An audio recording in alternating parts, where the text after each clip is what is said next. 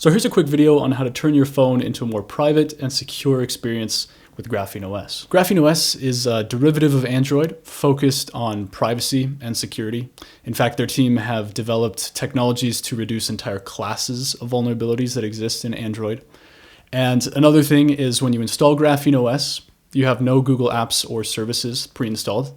However, you can install them in what's called a sandbox. Essentially, it's its own little container where a Google service or an app can perform its function but not talk to the entire system as on other phones. So a couple of things you need to get started. First thing, you need an unlocked Google Pixel phone.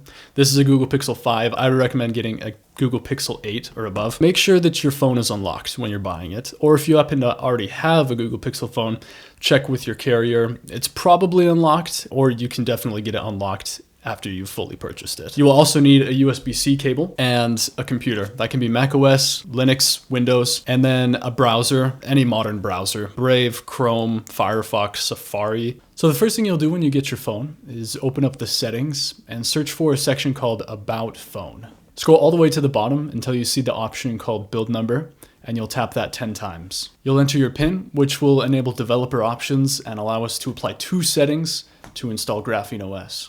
So head back out to the search, exit the search, and search again for developer options. Once inside developer options, scroll down just a little bit until you see OEM unlocking. Then you'll enter your PIN to activate that.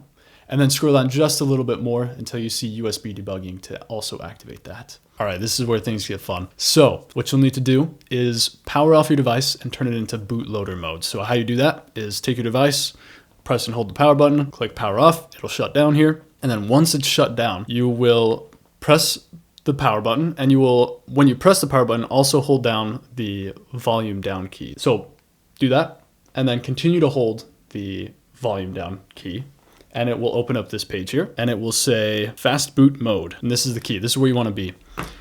For Linux users, you will need to install a package on your system called Android-udev or Android-tools, something to that effect. You can look it up in your package manager. For Windows and Mac, don't have to worry about it.